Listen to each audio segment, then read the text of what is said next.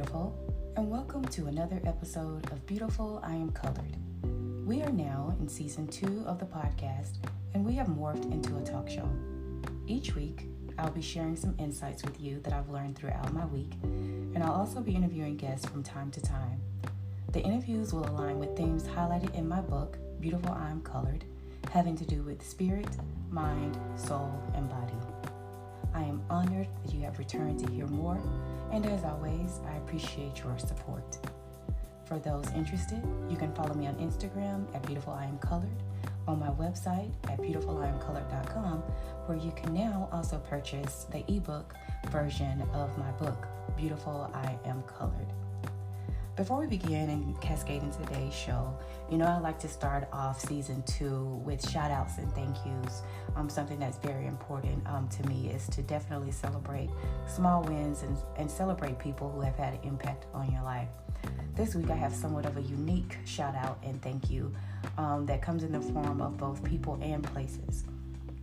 So the first shout out this week goes to the city of Albuquerque, located in New Mexico. This is a place that I come to often to just kind of refresh and reflect. It's a very special place that feeds my spirit for whatever reason. As you know, I'm originally not from New Mexico. I'm from Memphis. However, I find a place of refuge here in Albuquerque. The people here always treat me so well.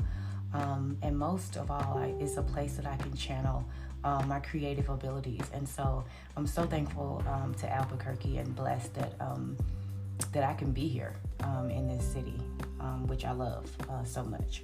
Second to my hometown, of course. The second shout out and thank you goes to, the next 2 shout outs and thank you goes to people this week that I've had conversations with. The first is my brother, Floyd. I talk about him or allude to him a little bit in the book, in the story called George Floyd in my book.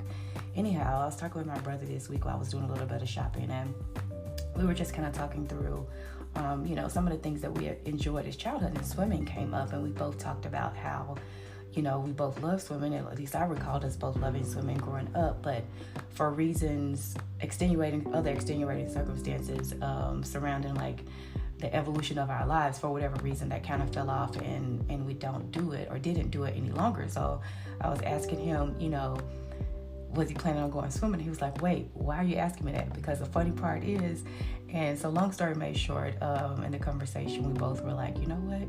We both love swimming. Why the heck don't we do it anymore? And so it was just so pleasant to talk to him and just share that in common with each other that, we're both kind of on the path to, doing some of the things that we really love that we kind of have put off.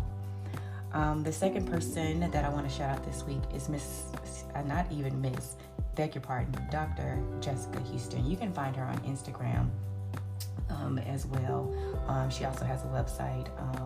She's a speaker coach, motivational speaker as well. If you listen to things like I do, like Motiversity on YouTube. Anyhow, I had the pleasure of having a conversation with her this week, and she was just so pleasant to talk to. And I don't know, I think I'm considering, moving forward in terms of coaching opportunities and things like that. And so something I know that I need, but of course the right person matches. And she just has such a pleasant spirit. And it was a pleasure to get to know her. So you should check her out, Dr. Jessica Houston. You can find her in a host of places. Google her. And so that concludes the shout outs and thank yous for this week. And now we're going to go ahead and get started with the show for today, which I'm very, very, very, very, very, very, very, very, very, very, very, very, very, very excited to have my dear best friend in town.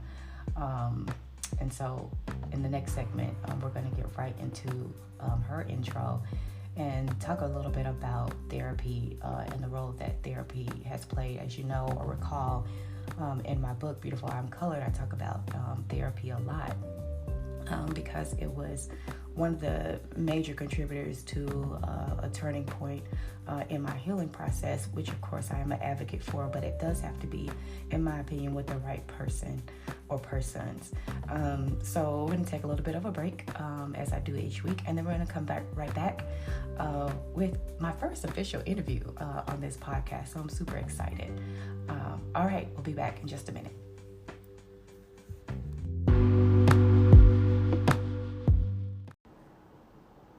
Okay, awesome. We are back. And as I alluded before that short little break, I am so very, very, very, very, very excited to have my first official guest. As many of you know, Marlon Barnes has a cameo appearance, so he's always kind of like the unofficial guest at times when he feels the spirit. But today, I'm happy to introduce my very first official guest, who also happens to be a dear best friend of mine. But let me stay on track with my scripts. Let me read her little bio first, and then we're going to cascade right into conversation. Dominecaa White is the owner and operator of Resilient Reflections, located in Phoenix, Arizona. She has been in the helping profession over 15 years and believes that caring for mental and emotional well-being is vital to overall wellness. Dominecaa has experience working with children, adolescents, and adults, taking a relationship-based approach to therapy. Her goal is to guide and support you on your journey of growth and healing. Welcome, Miss Dominecaa White, to Beautiful I Am Colored. I'm so happy that you are here. And let me just do some context. Okay, so Dominecaa is here with me, like literally in person. Yes. We had a little girls' weekend, just a little bit of a breather. And so I was actually slightly nervous to ask her to do the interview because, frankly, an Achilles heel of mine is I don't like asking for help, period. So I was a little bit nervous, but I'm so grateful that she said yes to this interview. One, because those of you who have listened to me read my book and or have read my book know that I talk about therapy a lot. It has definitely been an instrumental piece in my healing journey. And so one of the things that I will do throughout the show is have different therapists on. But it was very important that I had someone on who I actually personally know and trust in terms of the therapy that she provides. And so the first half of this interview is going to be talking about therapy, the importance of it. We'll get to learn a little bit more about Dominecaa. And then the second half is going to kind of focus on how she branched out from corporate job to actually being a full-time entrepreneur and having a very expanding practice. I think she's expanded now 2 or 3 times in the past, not even 2 years, which is huge in the small business arena. So again, Dominecaa, welcome to the show. Thank you. I'm so happy to be here, Evelyn. I appreciate it. This is an opportunity, so I take it as such. And I know you don't like asking for help, but I don't consider this help. This is just what I do. So, I mean, thank you for creating the space for me to really be able to talk about what's important to me and also being able to support what's important to you. Oh, well, thank you so much. Well, let's get started. Okay, so I've known you now for a lot of years. I don't know how many. It's been a lot. It's over 10 for sure. Definitely over 10. But the first sighting might have been, will we say, 2008? 8-ish. Yeah, that's what I was thinking. Yeah, so I've known you for quite some time, and you know me better than most people. I'd agree. At different levels.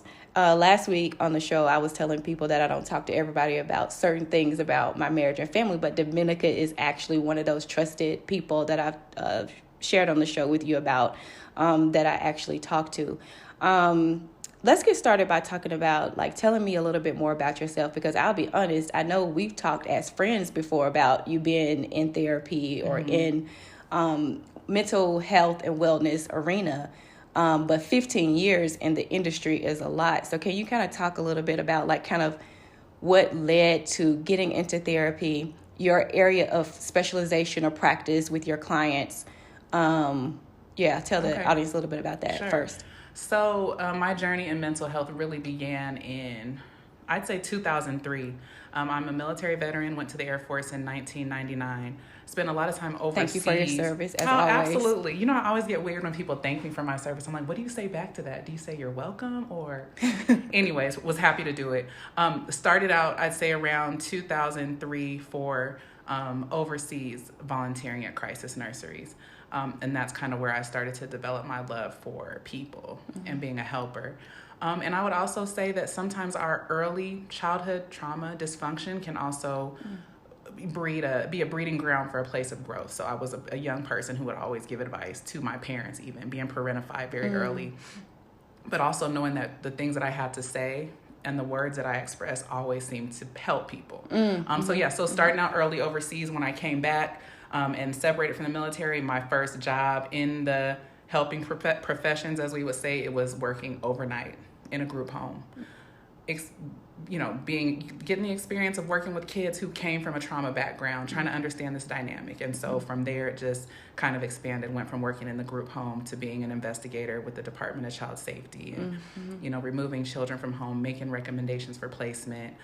Went through a series of jobs that were, I guess you would say, public service, mental health, emotional health type stuff. And then to just kind of fast forward through, an amazing opportunity pretty much fell in my lap, where I was able to work in a specialty clinic. I was able to learn all about 0 to 5, birth to 5 trauma, really the core foundation, of the development of our mental health and our attachment systems. And so from there, it just kind of, my craft was developed, my skill set.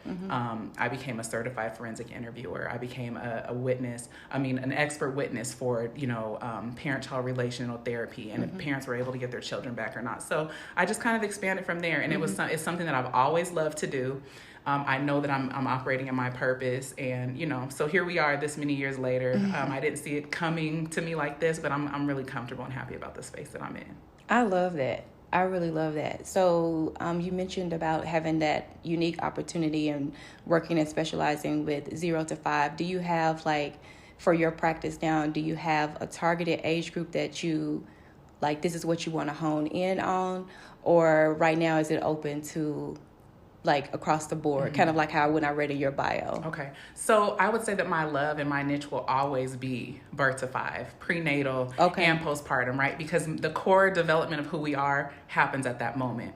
But as a clinician, what I realize is I'm able to use that structure to really look at the lifelong progression of mental illness, deficits and emotional well-being. So when you understand early childhood development, it makes it really easy to look at adults, look at adolescents, and kind of understand what's happening. So at this time, my practice is open to, I see children, I see teens, couples, individuals. I really do believe I have the skill set to help whoever needs to be helped. A lot of therapists feel like that you should have a niche and you should really only focus in that area. I am a person who is very comfortable saying what I'm good at and what I do well, and I don't think that I need to develop a specific niche. I am a gift to the people that come to me in whatever form they show up in. I love that. Yes, I love that. And so I don't much. shy away from that. You know what I mean? There was a time where I'm like, well, do I really say I'm good at everything? But the truth is the truth, and I do believe that I'm good at working with people, all walks of life. Yeah. I can actually say that that's true too, because as I tell you very often that her tolerance level is not mine. I love people, but it's in a very different way. Right. And so, I can just affirm that what she's saying is actually true, making sure that there's a diverse, a diverse and inclusion of different types of people that I've seen, not in your practice, of course, but in your personal life that you've given me the privilege of meeting and getting to know too. So I can definitely say that that's true to her, both professionally and privately. In your bio, I wanted you to kind of elaborate, because I know that there are a lot of different types of therapies available when you're talking about mental health. But one of the things that's highlighted in your bio is relationship-based approach. Yes. Can you talk a little bit more about that distinction? What does that actually mean? For people who have never been to a therapist, what does that mean in practice? Okay. So for sure. So that's a big deal to me. That's something that I am always going to make sure that I stand on, right? So I have people that come to me and sometimes they want to know, what is your modality, right? So we have CBT, we have EMDR, all the acronyms and initials. So cognitive behavioral therapy, where you're really just taking thoughts and understanding our thoughts create our feelings and our behaviors, right? Then we have the EMDR, which is really used for trauma. It's about eye movement and making different connections in the brain. So sometimes a therapist will say, this is what I do, it's in this lane, and I don't come out of this lane, right? So when I say a relationship-based approach, a lot of that is predicated on that 0 to 5, right? So in the first five years of our life, we're developing attachments and connections with other people, which are helping us understand who we are and how we relate to the world, right? So if I break it down real simple, right? Meet my clients, I say I take a relationship-based approach. That means we got to get to know each other first. Nobody wants to talk to a stranger. You probably trust me as a professional, right? You saw my picture, you saw my credentials, but you still don't know me. And that's one thing that I always acknowledge. You're here because you trust who I am as a professional, but you don't know me as a person. I myself, I'm open. I don't care about sharing information with people, but I don't really share with people I don't trust. There has to be trust. So relationship based means we're going to take the time to get to know each other. We're going to create a space where you know that I'm trustworthy. I know that you're trustworthy, so we can tell each other the truth. Therapy is two people telling each other the truth if we boil it down to just the simplistic. So my goal always is to develop a trusting relationship with my clients, because nothing happens outside of the context of a trusting relationship. Nobody can speak into your life if you haven't given the ability to do so. And that ability usually comes from having a relationship with that person. So I always take a relationship-based approach, and then from there, if there's different modalities that are going to work for the client, that's what I'm going to do. I don't provide cookie cutter services. So if I have 10 clients with anxiety, I'm doing something individual for each one of those people. But the relationship is key. Without that, the work, it can happen, but it's not solid. So, and part of that means me being an open book and being willing to share, you know, about who I am in my life, because it's helpful. That one-sided communication doesn't work well.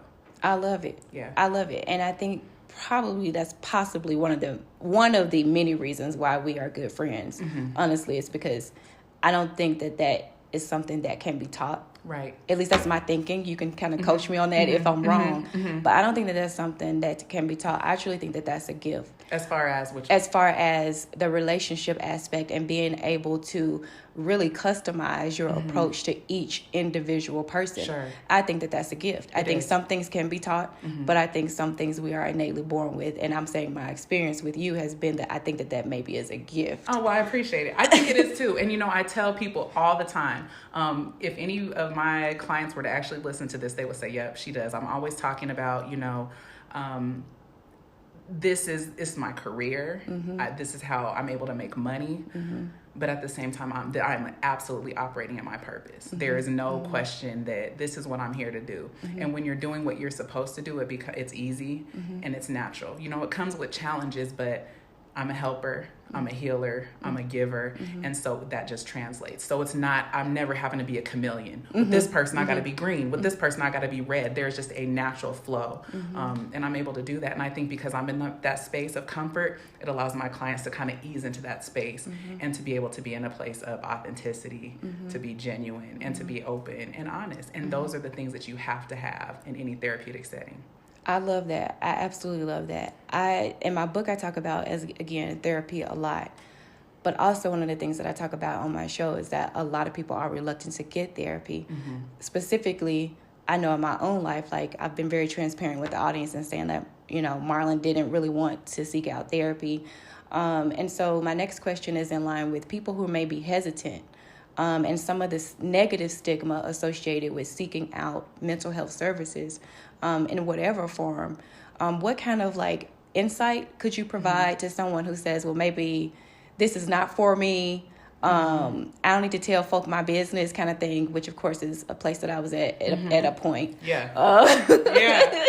What would you tell somebody who like might be reluctant, or they might be shopping around and just like don't know what the hell, like where do I go? Like how do I find these people? Dominicaa sounds great, but I don't live in Phoenix, or how do I even start? So can you speak a little bit to that? Okay. So the first thing that I always tell people is get that image out of your head of somebody sitting there in a judgy position while you're laying on a couch on your back, right? Laying on our back with our chest exposed is a position of vulnerability. Whether we see that or not with that image, that's what we're seeing. Somebody's judging me while I'm laying back and telling them my truth. That's not really therapy. I recommend that people look for someone when you're going through Psychology Today or Sonder, whatever you're looking, whatever platform you're using. Use your intuition, use your gut. That's something that we deny. But when you see a certain person that you might be like, oh, I'm interested in them. Try it. It requires vulnerability. It's like shopping for shoes. Sometimes you're going to find something that you really like, you put it on and they don't feel good. And it's okay to say, you know what, this doesn't work for me. It's important to have honest and open communication with the therapist. I've had clients interview me. Literally, what things make you tick? What do you like? What's your modality? How do you deal with this? How do you deal with that? For instance, how do you feel about relationships? That's important. It's okay to, you should be interviewing somebody who is going to speak into your life. You know, so I think it's about that, again, relationship building. I'm a human being too, right? So being a therapist who's a therapy seeker, I don't want to be judged. It's hard to open up sometimes. It's hard to be vulnerable. Yeah. But there's growth in it. So I would say get on the other side of the fear. you know what I mean, find a therapist who you feel comfortable with. You should want to come to therapy. Every session isn't going to feel great, but it should be something that you're looking forward to. So for me personally, I would say find a therapist that you're comfortable with. Ask the questions that you need to ask. And if it doesn't feel good, don't feel obligated to continue. It's okay to continue to move through things until you find a good fit. But just do it. Really, honestly, just do it. Step out, do it. And I think it will definitely make a difference for sure. I love that. I love that response. Yeah. What are your thoughts related to, well, let me just frame it this way. My personal belief and how I apply therapy to my life is I'm not the type of client who will come and book you out, every 2 weeks, every month. I kind of come as I need it. But I do think that it is, to me, part of my overall health and well-being. For example, I can't ever see myself not have a therapist in my life in some form or fashion. Similarly to getting your annual exam, right? Or your eye checkup, or your dentist every semi-annually. Right. Do you see that as kind of like a tool? In other words, let me rephrase. Should a person certainly reach out when they are in crises and going through something, but as also, how can I say, a maintenance approach? Okay. Can therapy be used in that way too? Kind of how I'm viewing it. And are there benefits to treating it the maintenance route versus waiting to being in crises and seeking out help when you're actually in like a trauma type situation? Can you speak to that a little bit? Yeah, sure. I always say there doesn't have to be a problem to go to therapy, right? Life presents enough. Facts. You really don't have to have a problem, right? So most people feel like I have to hit this low or there has to be something wrong, right? Therapy is not designed to fix anybody.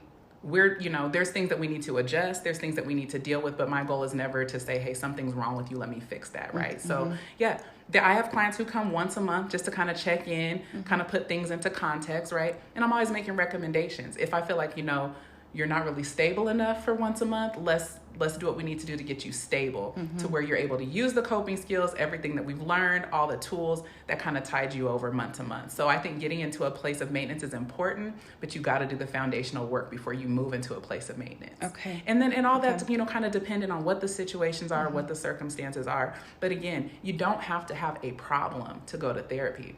And the beauty of therapy is that when you begin to talk and we begin to open up, the role of the clinician is to be able to hear and to understand things that may not make sense to you, things that you don't think are problematic, and say, you know what, I heard you say this. Do you want to go here? Should we talk about that? So sometimes you go thinking there's really nothing that you need to deal with, but we all have things underneath the surface that are worth addressing. I see. Yeah. I see. And so we're going to wrap up this particular segment because typically it's supposed to only be 30 minutes, but I had a feeling that we would go over time, which I kind of forewarned you about before we came on. So I want to kind of wrap up this segment and then we'll come back and I want to fully transition and talk about going into small business from corporate, which is a whole different type of conversation, right? So in wrapping this part or this segment up, I wanted you to talk a little bit about, how can I say this?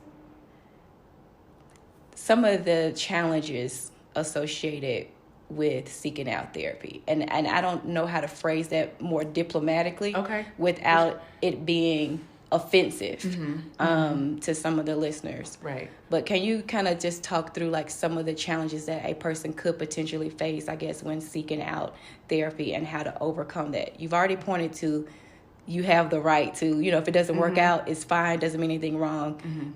That's a possibility. But can you speak to any other challenges in your experience that you've witnessed and how people can kind of navigate? So I think right now a lot of us, I should say, are moving into a place where we want to support those who look like us. We want to support those who identify with us, whether that's just the day-to-day, our cultural dynamics, maybe the struggles we've been through, the things that we experience, moment to moment. So with that being said, there's a lot of people, of Black people, Black and brown people of color who are looking for therapists that are the same. Okay. So, amen. Right. I was one of those, and I am one of those people. And I honestly, I think it's important because I think it presents a place of comfort. I think there's some commonality there, right? But then I also realize because we look the same, skin tone wise, and maybe we're in the same geographical location, we still present with a lot of different things, right? So what I say all that to say this.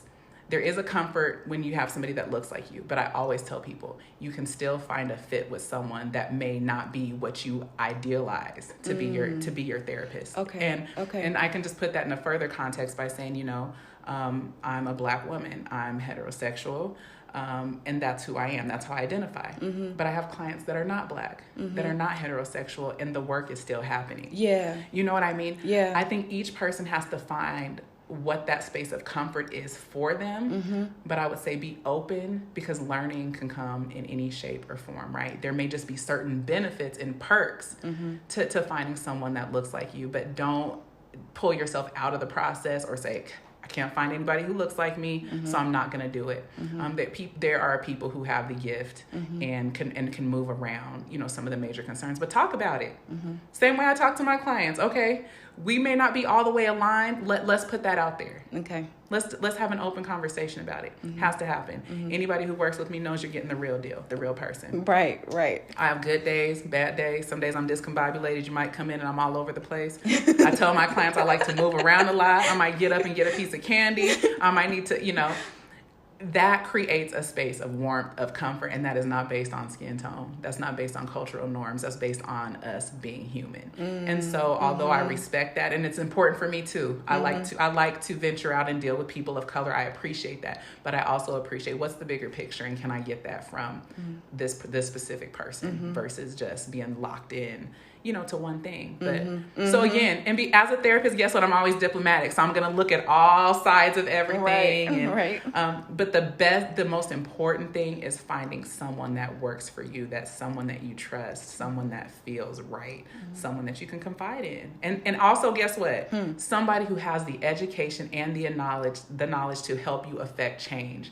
You don't want to just go and just hang out every week and nothing's changing besides the fact that you're talking. Right. Because, I told you about that therapist I had one time, girl. She was giving me hella homework. Like, I had a whole folder. Right. A whole entire folder full of paperwork. And I was not expecting it. Like, I didn't think that that's what it was initially. I was like that person that thought and had the vision of, to your point earlier, the person on the couch, you trying to get up in my business, you know. Yeah. But when she put all that work on me, child, it was something. And you got to ask. And this is about, like I said, cookie cutter services. I ask my clients, do you need homework? Do you need something in between? Or is this enough? You have to make sure that you're meeting the people where they're at. So to everybody who's like, do I want to do therapy? Is this something I want to do?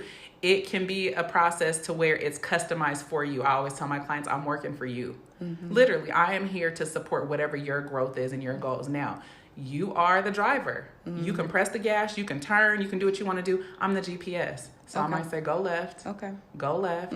Go left. You might have to mute me, but I'm still going to say, I think we should go left. But you get to decide. No, seriously, that's real talk, you know? Yeah. And I think keep that in mind. You are always in charge. You are in charge of your healing, and you will do way more work than your therapist will ever do. Always know that. That's so good. Yeah. Okay, closing out this segment.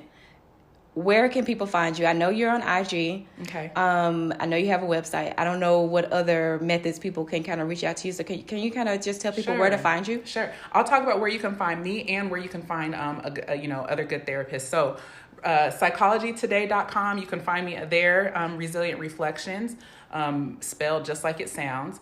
Psychology Today is also a great place to find a therapist, to filter through, you can filter through culture, sex, location, specialization, those kind of things. So you can always go there to find a great therapist.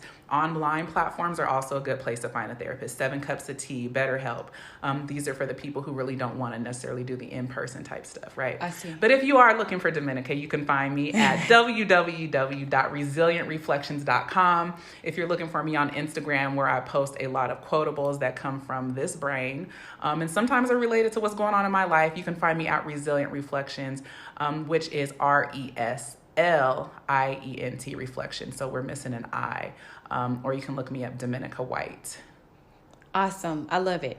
That wraps up this segment. Guys, hang on. We're going to shift gears, come back for part 2 of this conversation where we talk about really Dominecaa taking the leap just a short period ago. It seems like you've always been in business for yourself, but that is actually not true. Right. Oh, my God. Yeah. A lot has happened. Okay, so we're going to dive into the second part of this conversation because I think it's beneficial for those of you who are thinking about how do you take that next step? How do you take empowering yourself to move into what you feel like you've been called and purpose to do. So we're going to take a quick break, and then we'll cascade into that part of the conversation. Plus, me and Dominica need to go kill this food right here at the restaurant. Yes. We're both hungry today, so we'll be back later. Stay tuned. And we're back. So there's been a lot that has transpired because it has literally been hours now since the first segment. Yeah. But to them, it's going to sound like it's right. You know what I'm saying? Yeah. But we've eaten good. Yeah. We've talked good.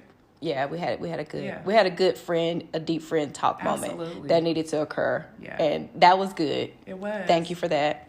And then right before I pressed this record button, Dominica was over here. Why are you laughing? Because I don't know what's going to get said, but I was... It's okay. So y'all should know by now, but I do very little editing to these podcasts, frankly, because I don't have time. And also, I don't want to take away the authenticity of the people you're dealing with. Yes. So this is real life. This is what happens. So right before we came back, I was telling Dominica that I really kind of don't know what I'm doing. I'm sorry.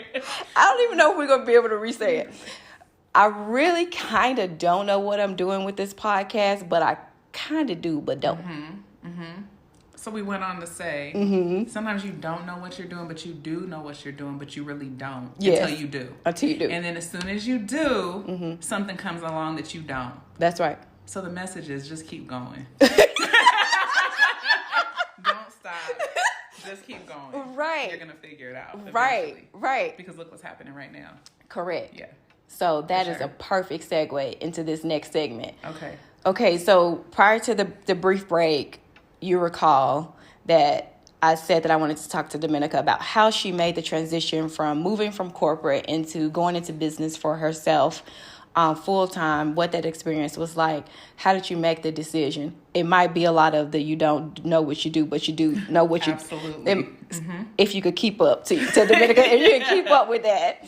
Right. It might be some of that, but from a actual practical standpoint, because COVID has taught us all a lot. Yes. A lot of that has been that a lot of people have left their jobs to pursue other purpose-driven work because of whatever. That being said, I think it's important when people make that shift and they are successful in making that shift or that jump. What are some of the actual hows that got you to that place? So take me back to the moment, if you can, decide, okay, please y'all remember, Dominica has not been briefed by these questions. So we're going off the fly. Yes. Okay. Which I like to do. Yeah. So take me back to the moment that you were like, nope, this is happening. Okay.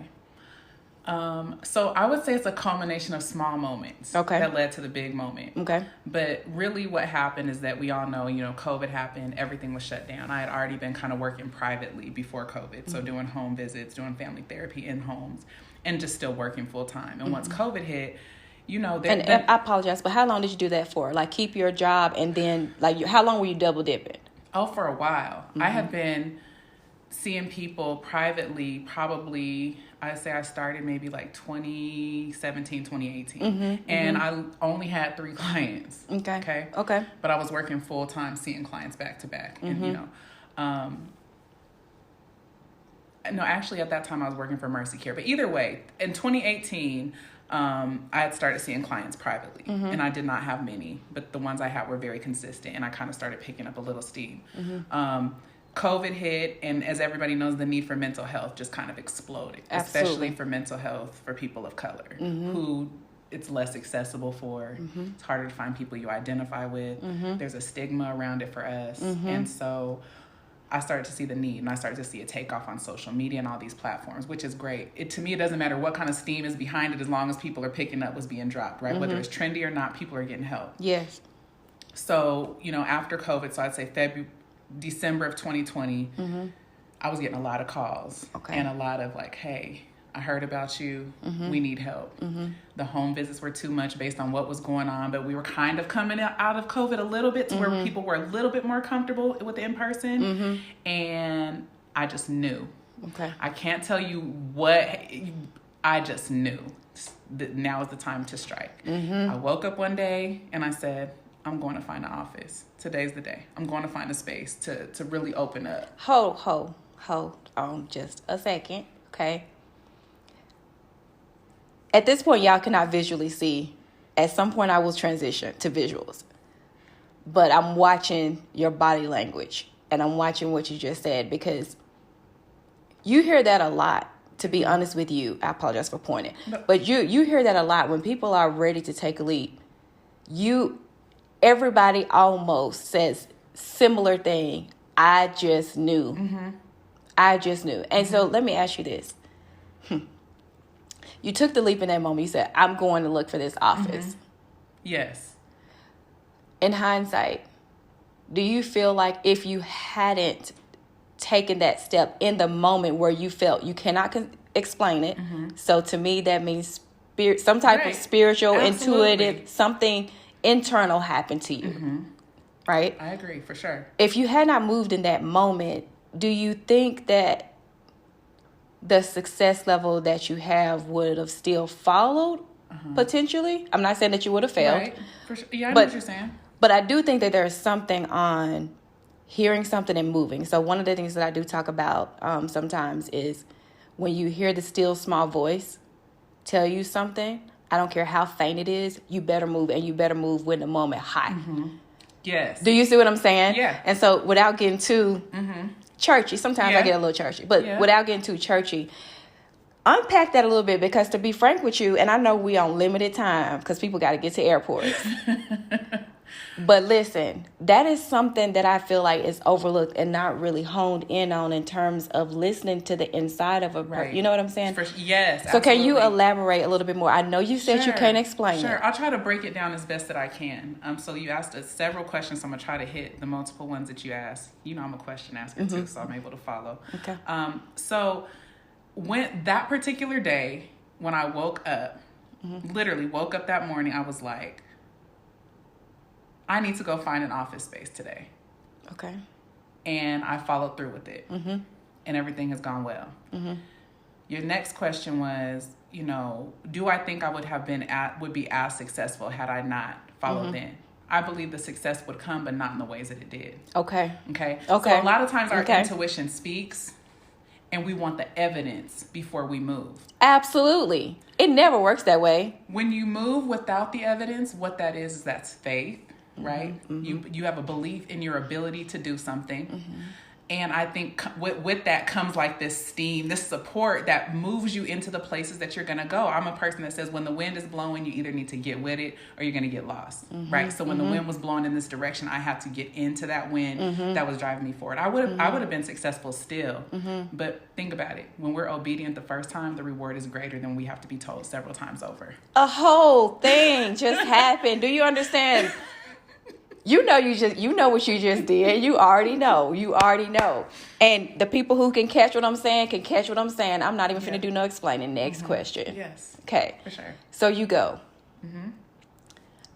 I'm looking for this office. So I imagine you get the office, right? Mm-hmm. The one that you go and look at the day you woke up. The day I woke up. I actually don't even know this story. I'm kind of like learning right now. Yeah. Okay. I need to ask some good questions. I woke up. I looked, I went through a couple, internet searches and I found this building. Mm-hmm. And I said, I'm going to go here today. Okay. Went there. Felt the building felt like somewhere I was supposed to be. Mm-hmm. It may not have looked like what I thought it was going to look like, but I knew it was my home. Okay. When I went into the building, I was like, I'm leaving here with the office today. Okay. And that's what I did. Okay. That's what I did. And I did not remember. I had 3 to 4 clients who I was going to their homes. Right. So I didn't have 30 people I was going to bring with me to be able to pay the rent and get things going. It was just, it's time. And I don't know what's about to happen after this, but it's time. Whoo! Okay. So even further, so when I saw the office space, I was like, this is cute. I think I can work can't with even this. take this, Harley. Okay. It was cute. I was like, I can work with this. And it had an adjoining door. Okay. There was a door that you walk into the office and there's another door, like a hotel room that connects to another office. So I said, what's on the other side of this door? He said, oh, nothing. It's an empty office. I touched my hand on that door and I said, don't get rid of this because I'm going to be in this office in a few months. Okay. I moved in February. April, that door was unlocked and that became my second space. So there is something about moving when you need to and when you're prompted to. Girl, you speaking my whole language. My whole language. Give me the words. Okay. Yeah. So was there fear involved? Actually, I know you. So there might have been some questioning, but the I say unction, I've been liking to use archaic language. I like to say the unction because I know you personally. I know that what you felt on the inside superseded any type of fear. It overcame it. Because my personal belief is that when you walk in something and you know when it's on you. Yeah. And doing that dismantles the fear. The action part. Action part obliterates the fear part because you've taken that step. Right. But to your point earlier, the important part is you got to take the step. You have to for the other parts to be revealed, right? For that next illumination to take place. If you never take a step and you always stuck in your head, you're going to be in your head. You're going to be in that head of yours. Yeah. And you cannot be wedded or married to outcomes, right? So when you know it's time to move, there is an expected outcome, but you cannot completely align yourself with what you think is going to happen because sometimes the answer may not be what we want it to be, but there's still a lesson learned. And that's why there was that opening. So I knew that there's a chance that this may not work. There's a chance that I could possibly fail, but there was no way I was willing to not know. There was no part of me that was comfortable with a question mark as to what would happen if I did. I wanted to know. That's good. Okay, so you go home that day. You have the office now. You have your 3 clients. Oh my God, I was geeked. I don't know if that's West Coast language or not, but I was geeked. I was thrilled. I was excited. I was motivated, and I still didn't know where I was about to get the clients. And so, and at this time, you're still working, right? Yes. Your full-time job. I had a full-time job. At this time, I was out of direct client practice. I had moved into more of an administrative role. Okay. And so I was still in the mental health vein, but I was not seeing clients directly besides who I was seeing after work in the evenings. So from there, I was like, okay, so now I got this office. It don't got nothing in it. I got to furnish it. And then I got to figure out where are these clients coming from. I didn't know how to do this. There was no model. Okay. I did not I knew people that were in private practice, but nobody that I really was like, hey, can I sit down with you? So I was essentially doing this thing completely on my own. So I had to do a lot of reading. I had to do a lot of research. I had to find, had to get my money in order. I had to know what my business model was going to be. How did I want to show up as a therapist? What all these things, at once were happening. Again, I never was fearful as to where these people were going to come from. I knew they were going to come. I just didn't know how or where. I opened up. I had a Psychology Today page. I had a website, and people came. People So wait, came. So you didn't do no marketing aside from Psychology Today? Oh, I'm so sorry. I said you didn't do no marketing. You can tell I got real too see, girl. Let me put I'm sorry. Pull it back together. It's hard because you're my friend. It's so hard. Okay. So elaborate on. I'm gonna try to do my best. Elaborate on okay, you don't know where these people come from. You're on Psychology Today. You have a website. You didn't do any additional marketing? I had been on an online platform, 7 Cups of Tea, but I really couldn't take clients from there. Okay. So it was pretty much, here's who I am. Here's the picture. And here's what I'm about. This is what I do. And here's where I'm located. Okay. And I was overwhelmed with phone calls. Wow. Overwhelmed with word of mouth. I would say 80% of my clientele, at least in the first year, was word of mouth. I'm old school in that I prefer organic growth and how can I say, not using algorithms to tweak the actual real reality because that's how you lose people. Yeah. You know what I'm saying? So I think that is amazing that you did really very limited money was spent, if at all any. In terms of marketing, and you had such an exponential. Now, granted, I know that we were in the COVID and all that, but still, I just think that it speaks to the person that you are, just to not toot your horn, but toot. Oh, I appreciate it. Like, it speaks to the person that you are, because word of mouth, people don't lie. Yeah, and I appreciate that. And one thing that I want to say, because I don't want to forget to say this, is that I do not take this work lightly at all. So for anybody to allow me into their most intimate spaces, right? Because if we don't speak, nobody knows what's going on with us. Facts. If we don't speak the truth, nobody knows the depths. Yep. If we don't share what's happened, you can't get healed. So I take this very seriously. It's not like client 1, client 2, client 3. I develop relationships with my clients, and I really want to understand who they are. And I count it as an honor and privilege to be able to be a person to speak into their life. Yeah. That's heavy. It's very heavy. And it's as a healer, I always have to make sure I'm healing too, right? I'm always a work in progress. Don't go see a therapist who's not working on themselves, because we all need work. We all need those tune-ups. So I know that was kind of a little bit off, off. That's okay. This is how we flow. Yeah. They'll keep up. But yeah, psychology today, and the word of mouth was a big deal, because, it's like a good restaurant. When somebody tells you got to go eat here and you trust that person, it usually turns out well. Yeah. I'd rather have that information from somebody that I know versus looking at Yelp or a review. So it meant a lot to me that people were saying, you have got to go see her. And I tell everybody I'm traditional, but I'm non-traditional. You get a good environment. I got snacks available. I got some good music playing. It's gonna smell good. You're about to be fully comfortable. I want you to have the whole experience. This is your time, right?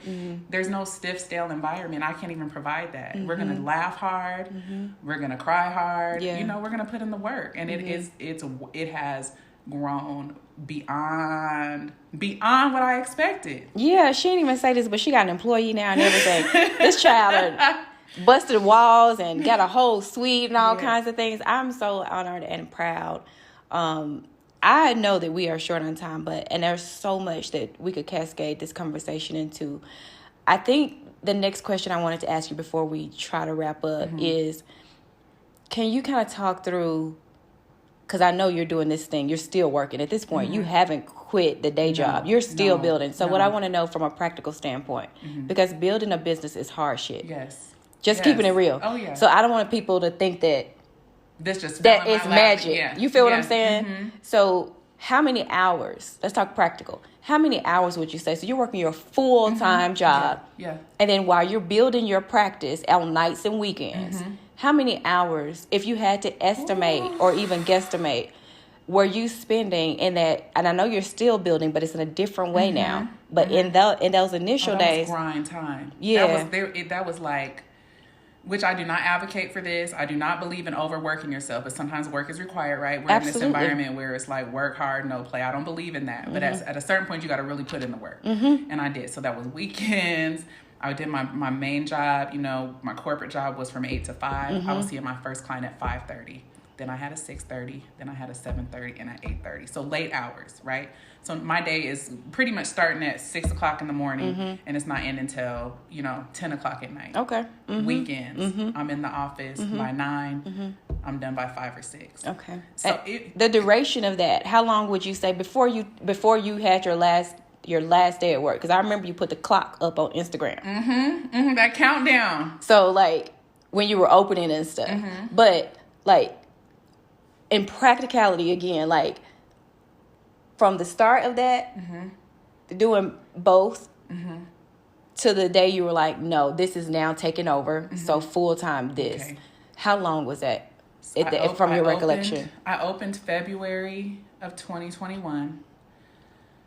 July of 2021, the corporate job was hindering what I was doing on the other side. And I finished August 30th. So it was about 7 months. And that is accelerated and expedited. Okay. I understand that. It may not happen like that for everybody. But that's how it went. It was to the point where it was a hindrance. And I could not do those long days. I had an amazing salary. Amazing benefits. All this stuff I was going to have to kind of walk away from. Yeah.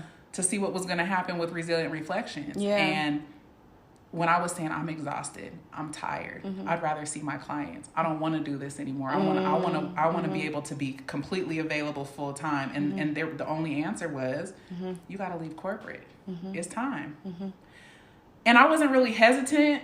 I knew it was like again. I knew you was gonna say that. When I say a knowing, it's not like there's this voice that's like it's time. Right.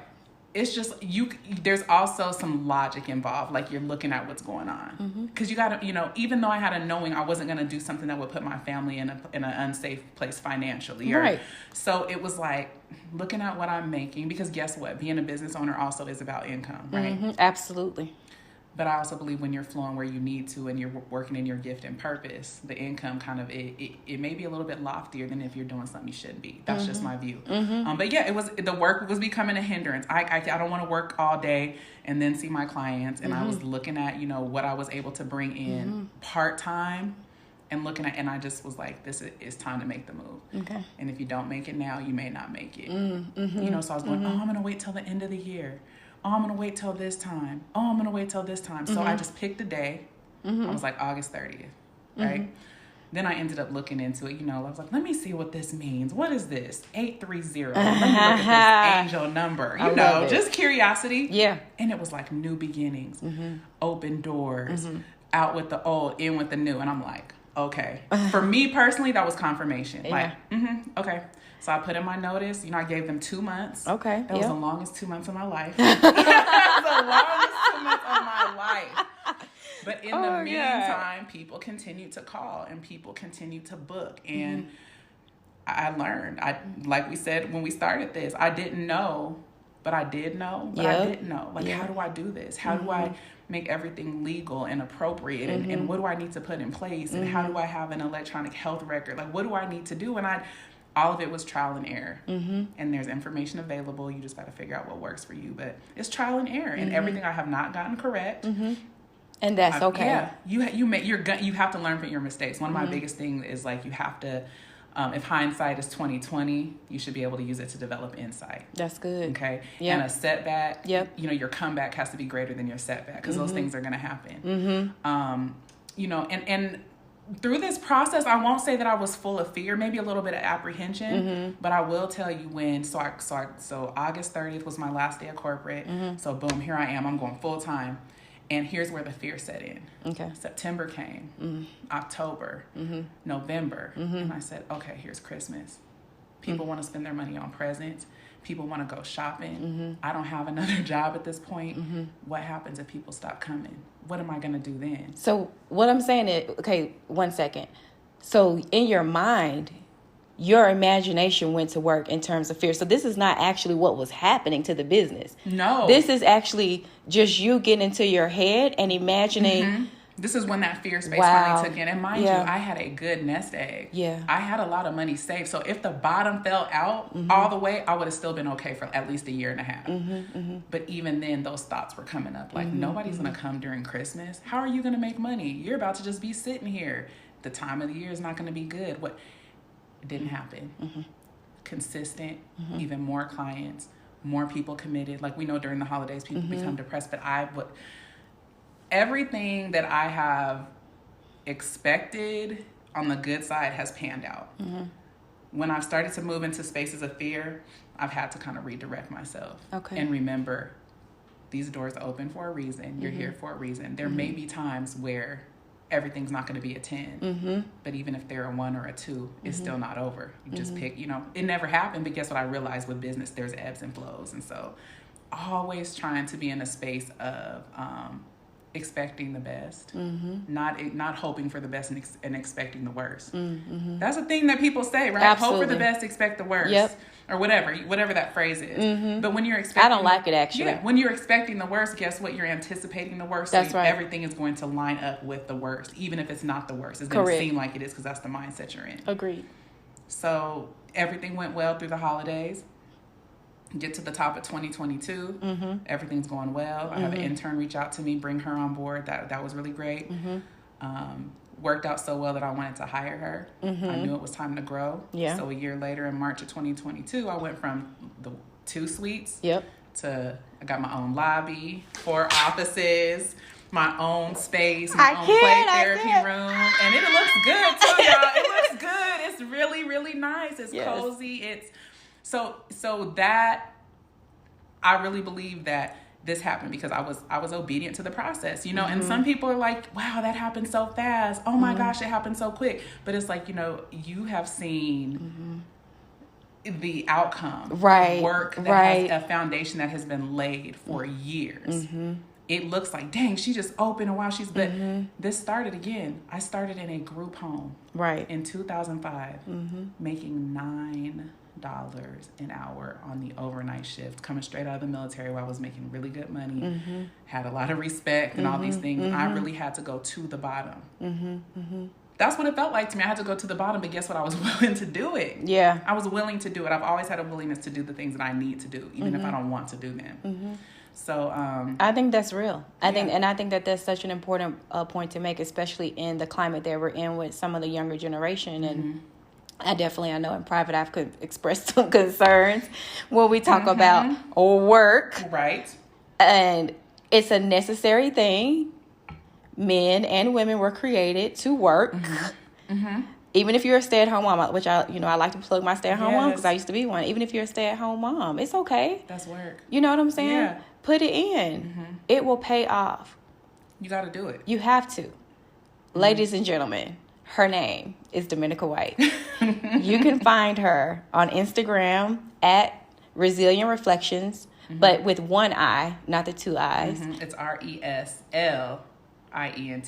Okay. Website.